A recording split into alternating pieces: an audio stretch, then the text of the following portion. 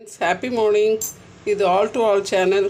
எல்லாம் எப்படி இருக்கீங்க பாருங்கள். நான் இன்றைக்கி ஒரு டிஷ் பண்ண போகிறேன். அதுக்கு தேவையான பொருள் கொஞ்சம் மஞ்சத்தூள், இது வறுத்து அரைச்சி வச்ச சீரகப்பொடி ஒரு இந்த ஸ்பூன்ட்டு ஒரு அரை ஸ்பூன் போட்டிருக்கேன். இதில் ஒரு ஸ்பூன் மிளகுத்தூள் போட்டிருக்கேன்.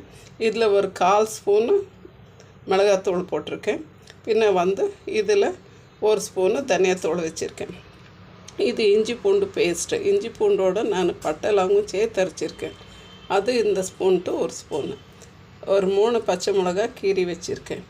இன்னும் மல்லி செடி வச்சுருக்கேன். கொஞ்சம் தக்காளி, கருவேப்பிலை. இது இந்த டிஷ்ஷுக்கு தேவையான அளவுக்கு சால்ட்டு. இது எல்லாமே சேர்த்து மிக்சியில் நல்லா நைஸாக அரைச்சிட்டு வந்துடலாம். பாருங்கள் ஃப்ரெண்ட்ஸ், இப்போது நம்மளுடைய மசாலா நல்லா நைஸாக அரைச்சிக்கிட்டு வந்தாச்சு. இந்த மசாலாவை என்ன பண்ணுவோம்னாக்கா, நம்ம மீன் இருக்குது, அது மீன் தலை கொஞ்சம் அதனுடைய வால், கொஞ்சம் ஃப்ளஷ் எல்லாம் எடுத்து வச்சுருக்கேன். இதுக்கு இந்த க்ரீன் மசாலா போட்டு நல்லா ஒரு 5 மினிட்ஸு நல்லா மிக்ஸ் பண்ணி வச்சுட்டு மேரினேட் பண்ணி விட்டுட்டோன்னாக்கா அது கொஞ்சம் நல்லா ஊறி வரும். அதுக்கப்புறமா இதை ஃப்ரை பண்ணிக்கிட்டோன்னாக்கா ரொம்ப சூப்பராக இருக்கும். கொஞ்சம் தொக்கு மாதிரி பண்ணணும். இது ரசம் சாதத்துக்கு, சாம்பார் சாதம், பருப்பு குழம்புக்கு எல்லாத்துக்கும் நல்லாயிருக்கும். வாங்க இப்போ எப்படி செய்யலான்னு பாருங்கள் ஃப்ரெண்ட்ஸ். இப்போ நம்மளுடைய ஃபிஷ்ஷை நான் 10 மினிட்ஸ் இந்த மசாலாலாம் போட்டு ஊற வச்சுருக்கேன். நீங்கள் 5 to 10 மினிட்ஸ் ஊற வச்சிங்கனாலே ரொம்ப டேஸ்ட்டாக இருக்கும். கொஞ்சம் மேரினேட் பண்ணி வச்சுட்டு இப்போ நாம் இதை செஞ்சுக்கிடலாம். ஒரு தவாவில் ஒரு 4 குழிக்கரண்டி அளவுக்கு 4 ஸ்பூன் நான் எண்ணெய் ஊற்றி வச்சுருக்கேன். 4 டேபிள் ஸ்பூன் எண்ணெய் ஊற்றி வச்சுருக்கேன். அந்த எண்ணெய் கொஞ்சம் சூடானதும் நம்ம அதில் ஒரு காஞ்ச மிளகா போட்டுக்கலாம். ப்ளஸ் கொஞ்சம் கருவேப்பிலை போட்டுடலாம்.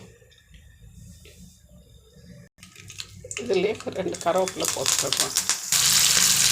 ஃப்ரெண்ட்ஸ், இப்போ எல்லா ஃபிஷ்ஷும் போட்டுட்டேன். இது கூட ஒரு பாதி தக்காளி கட் பண்ணி வச்சுருக்கேன். அதையும் இதோட சேர்த்தணும். இந்த கிரேவியோட அந்த தக்காளி சாப்பிடும்போது நல்லா இருக்கும். இதை இப்போ கொஞ்சம் மூடி போட்டு கொஞ்சம் அந்த மிக்சியை கழுவி விட்டு மூடி போட்டு வேக விடும். இது நல்லா வெந்து வருது. இது ஆக்சுவலாக அந்த ஃப்ளெஷ்ஷோடு அந்த தலையில் செஞ்சாக்கா தான் இது நல்லா சூப்பராக இருக்கும். நீங்கள் ஒரு முறை செஞ்சு பாருங்கள். செஞ்சு பார்த்துட்டு சொல்லுங்கள். என் சேனலில் ஷேர் பண்ணுங்கள், லைக் பண்ணுங்கள், சப்ஸ்கிரைப் பண்ணுங்கள் ப்ளீஸ். ஃப்ரெண்ட்ஸ், இப்போ நம்மளுடைய ஃபிஷ் மசாலா ரெடி ஆயிடுச்சு. இப்போ இது ஒரு தாலோடு சாப்பிட்டாக்கா சூப்பராக இருக்கும். பாருங்கள் ஃப்ரெண்ட்ஸ், இப்போ நம்ம ஃபிஷ் பெப்பர் மசாலா ரெடி. ஒரு தால் வச்சுருக்கேன். கொஞ்சம் வெள்ளரிக்காய் கட் பண்ணி வச்சுருக்கேன். ஓகே ஃப்ரெண்ட்ஸ், எல்லோரும் இதை வாட்ச் பண்ணதுக்கு தேங்க்யூ ஃபார் வாட்சிங். ப்ளீஸ் ஷேர் பண்ணுங்கள், லைக் பண்ணுங்கள், சப்ஸ்கிரைப் பண்ணுங்கள் ஃப்ரெண்ட்ஸ். தேங்க்யூ.